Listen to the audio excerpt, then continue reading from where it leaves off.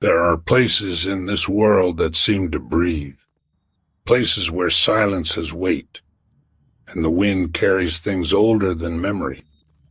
You do not stumble into these places. You are pulled, not by maps or roads or reason, but by something else, something that waits beneath the surface of reality, something that watches. One such place sits tucked between the red rock cliffs and arid plains of northeastern Utah. At a glance, it is ordinary, a patch of land surrounded by barbed wire and an emptiness.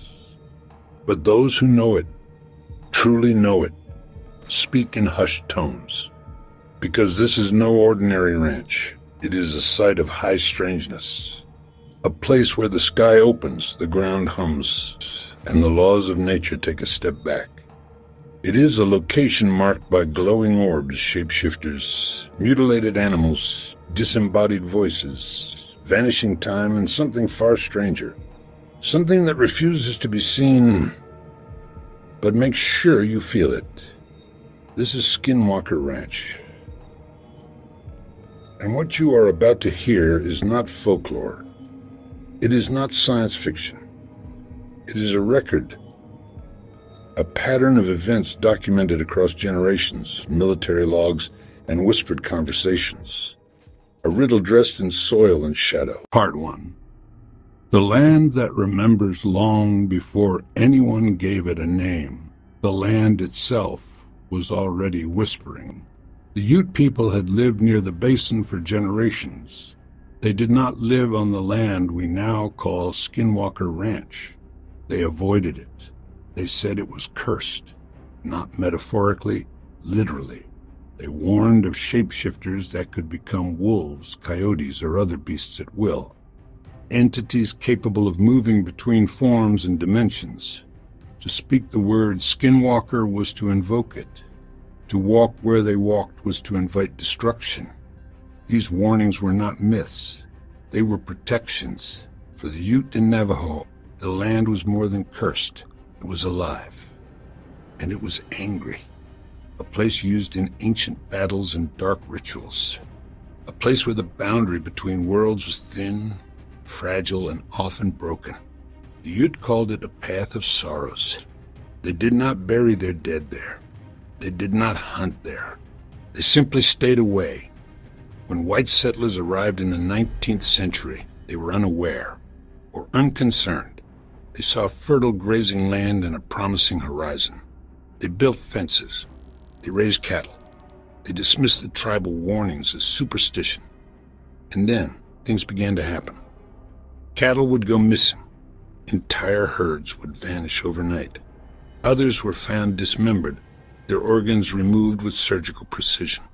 No signs of struggle, no blood, no tracks leading to or from the bodies, just silence and death. Lights danced across the night sky, sometimes red, sometimes blue, sometimes a sickly yellow. They moved in unnatural patterns, hovering without sound, then accelerating faster than any known aircraft. Some settlers claimed to see human-like figures standing at the edges of the fields. When approached, they would vanish into the shadows. Others heard voices when no one was near. They described them as conversations, always just out of earshot, always wrong, as though mimicking human speech without understanding it. Children complained of nightmares. Dogs refused to leave the porch. Time seemed to move differently near certain rock formations, and always the feeling of being watched, not by a person, but by something else, something that did not blink, something that did not sleep. Some settlers left. They packed their things in the middle of the night and rode away, leaving tools in the fields and meals uneaten on the table. Others stayed, trying to rationalize what was happening. But the stories spread. The land had a name now, and it was Skinwalker Ranch. Part 2. The Shermans moved in by the early 1990s. The property had passed through several hands. Each owner left quietly, without explanation. Then came Terry and Gwen Sherman. They were not thrill seekers or paranormal investigators. They were ranchers. They wanted space, solitude, and a place to raise their family and livestock. What they found instead was the edge of something unexplainable. From the very first day, the land resisted them. They noticed strange details immediately. Heavy iron stakes had been driven into the ground at random intervals. Massive chains hung from the poles, as if once used to restrain something large. There was no record of their use. No livestock Terry had ever encountered would need to be chained like that. But they brushed it off. They moved in. They set up fences. And then things began to change. Their dogs refused to cross certain parts of the property. The animals would growl at thin air, backs arched, teeth bared. Gwen reported hearing voices when no one was home, soft murmurs just beneath the level of understanding. They came from the walls, from the floor, and sometimes from outside, near the trees. Lights began to appear. At first they thought it was car headlights, then helicopters, then something else entirely. Spheres of light blue and orange and white would hover just above the ground. They would move through the fields without disturbing grass or leaves. Sometimes they would follow the Shermans, keeping pace just out of reach. Other times they would vanish completely, only to reappear behind them. One night, Terry watched as a glowing orb hovered near the heads of his cattle. The animals did not move. He approached with a rifle, but the orb pulsed with light and rose into the air. It hovered for several seconds, then shot straight upward into the sky, disappearing into the stars without a sound. But the lights were not the only thing watching. Tools vanished from locked sheds. Heavy equipment was found disassembled and laid out in perfect geometric patterns. Grooves appeared in the ground where nothing had passed.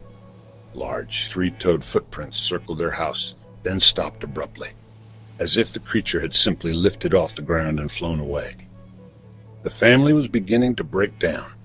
Their sleep was interrupted by knocking on doors, tapping on windows, and heavy footsteps on the roof. Each time Terry ran outside, there was nothing there. No wind. No animals. Just the endless Utah sky and the creeping sense that something was watching and learning.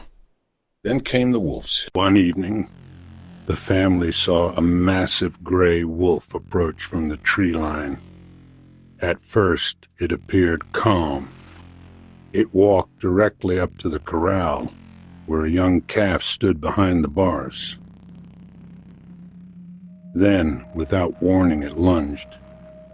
Its jaws locked onto the calf's head, trying to pull it through the fence. Terry grabbed his rifle and fired. The first shot hit the animal. It did not flinch. He fired again. Still no reaction. He shot a third time. And finally, the wolf released the calf and backed away. But there was no blood. No injury. No sign that the bullets had done anything at all. The wolf stared at Terry, calm, unblinking. Then it turned and walked away. He and his son followed its tracks for over a mile. And then, suddenly, it stopped. The prints ended in the middle of an open field. No trees, no brush, no direction, no direction. It had simply vanished. Something was moving across the ranch. It was not a predator. It was not an animal. It was something else entirely. And it wanted them to know it was there. Part 3. The mutilations and the breaking point, the Shermans had seen strange lights. They had encountered a creature that could not be harmed. But nothing could have prepared them for what came next. It started with silence. On a still morning, Terry noticed one of his cows was missing. He rode out across the pasture, scanning the property. There were no broken fences, no signs of disturbance. Eventually, he found it lying in the grass near a copse of trees. The cow was dead, but it was not torn apart like a predator kill. It had been opened, not violently, but precisely.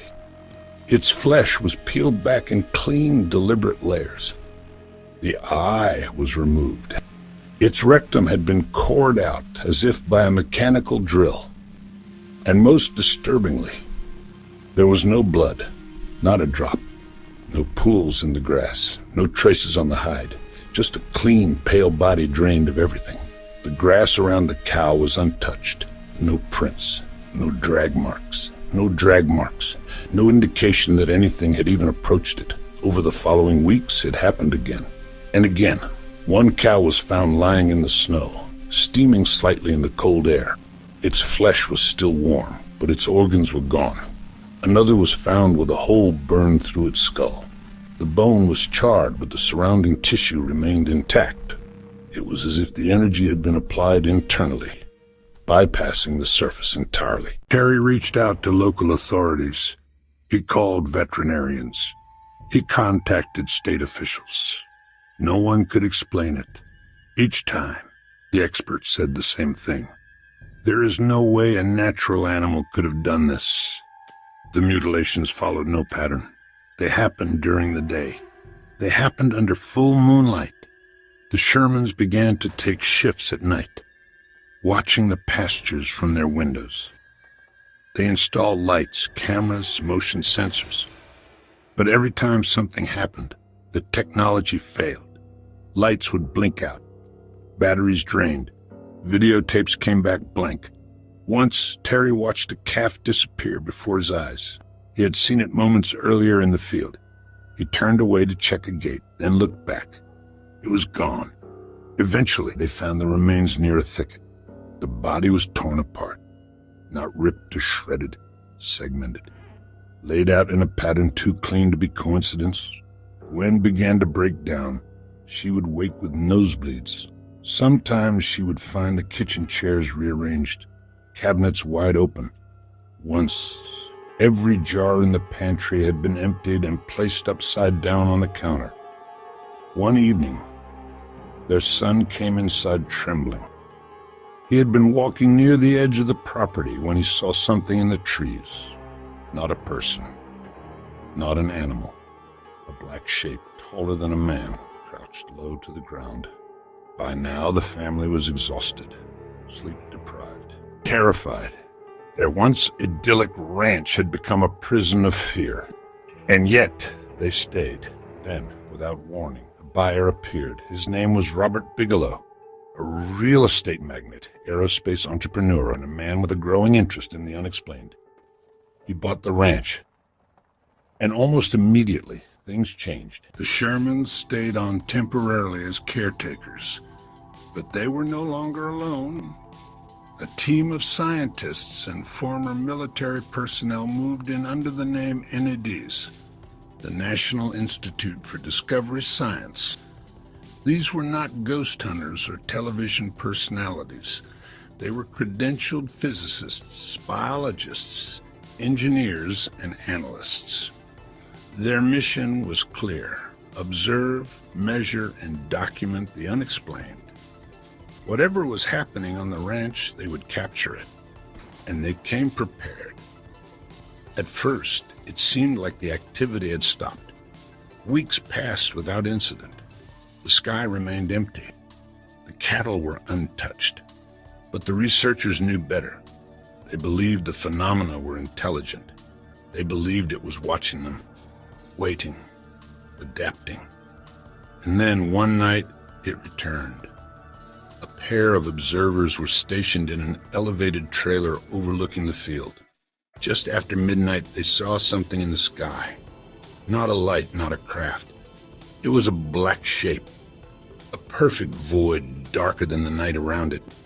It hovered silently, then began to open.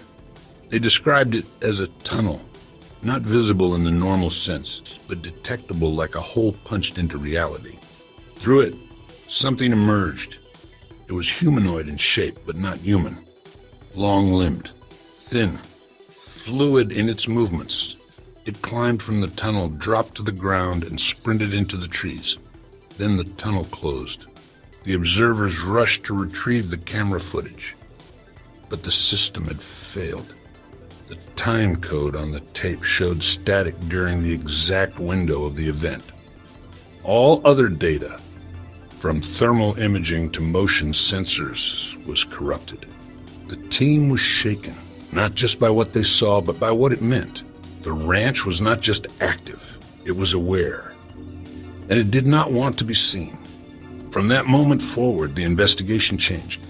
The scientists were no longer asking if something was happening. They knew it was. The question became, why? Why here? Why now? And why were all attempts to capture it systematically blocked? As the weeks passed, it became clear that the ranch was not simply exhibiting random paranormal activity. There was a pattern, a behavior, a will. Whatever intelligence was operating on the property seemed to be responding, not just to human presence, but to human intention.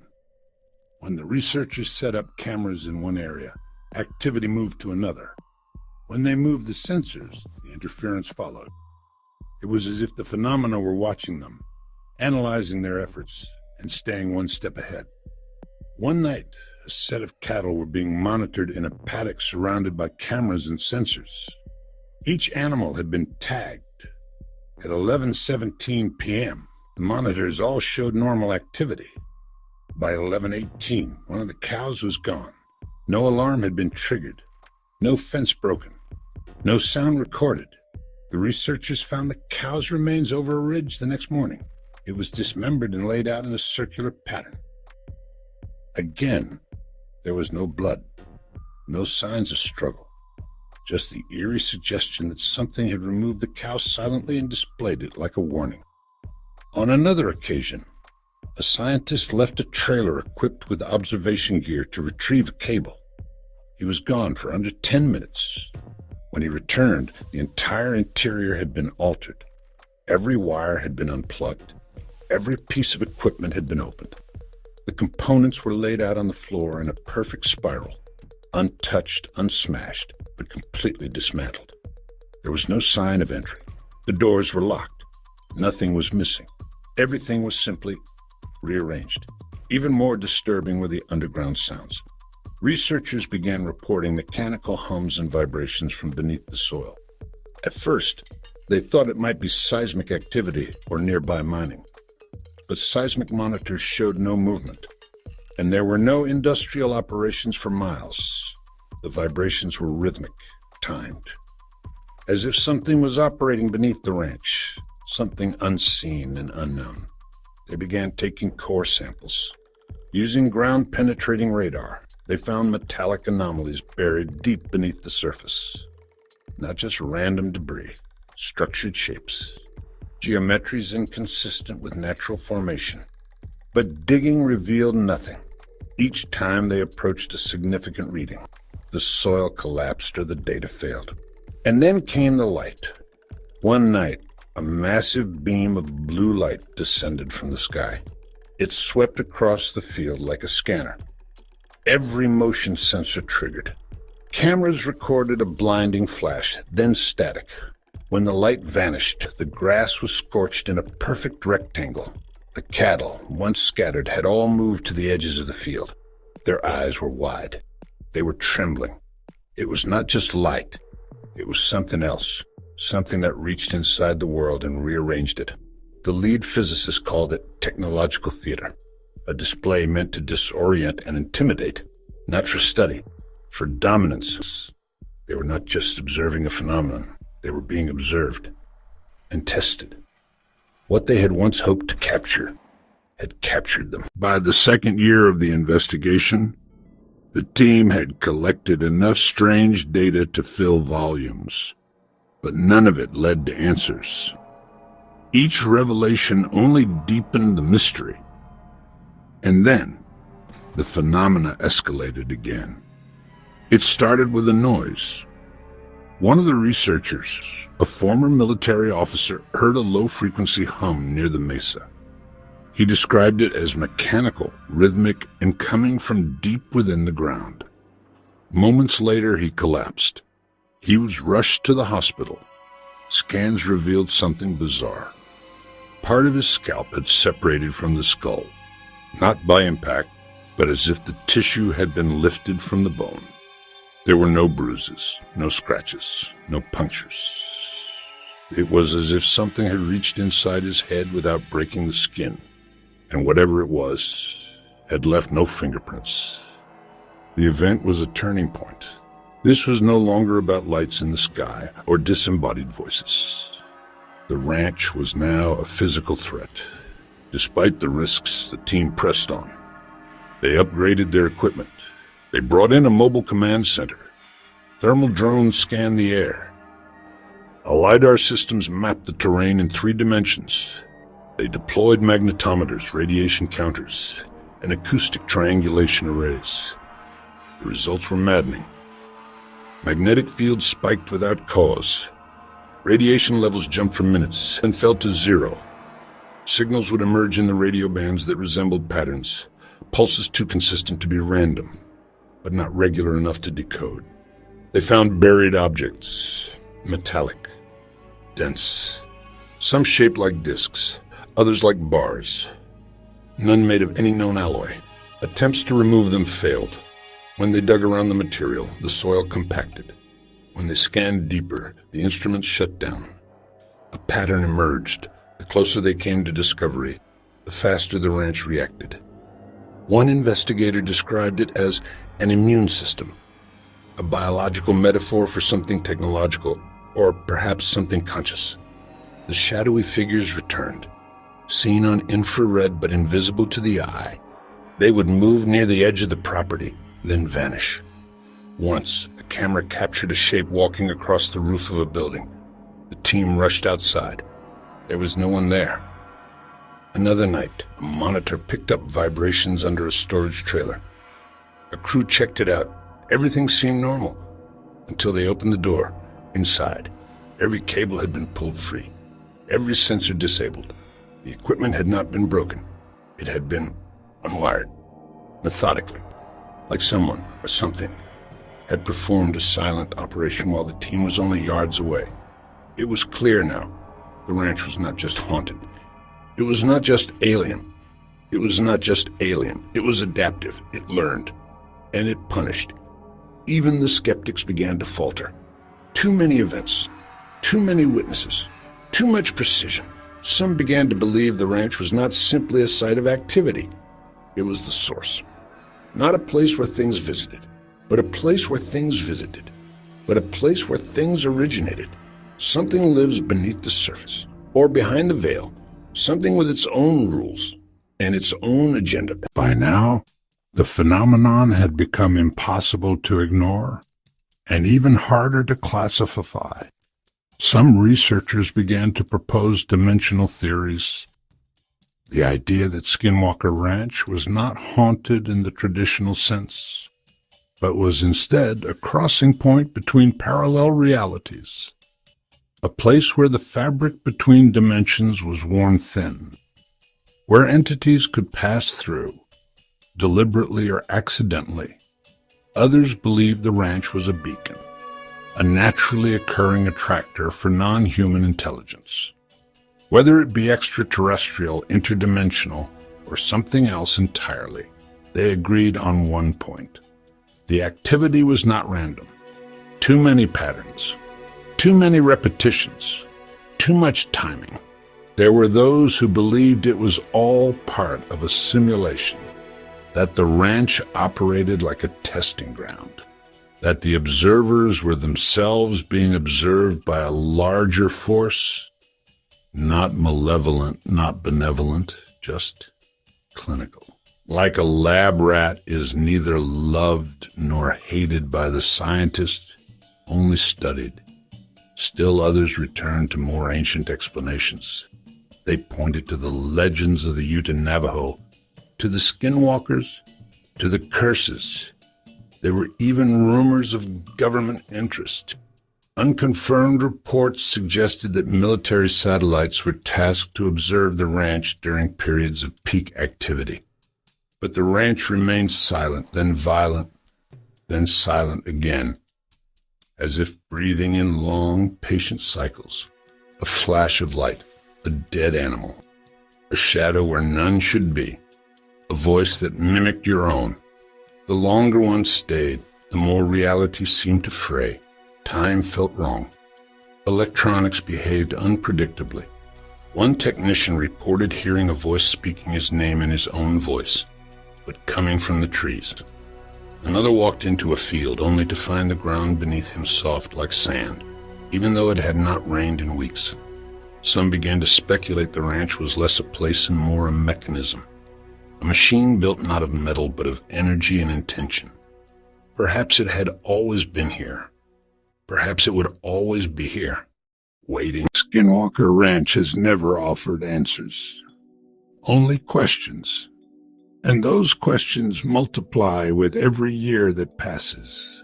Surveillance continues. Researchers come and go. New technology is installed, and sometimes it works. But only when it is allowed to. Because the ranch is not passive. It is not indifferent. It decides what you see. And when. Some believe the activity is still increasing, more frequent, more bold. Lights in the sky, voices in the ground. Others say the ranch has become quieter, as if it has learned how to remain invisible, not because it is hiding, but because it is evolving. There are those who have walked away with scars, physical, emotional, and something else, things they cannot name, things they cannot explain. Because for those who spend time on the ranch, reality changes, perception changes. The rules of the world feel less solid. That is the danger. Not the creatures.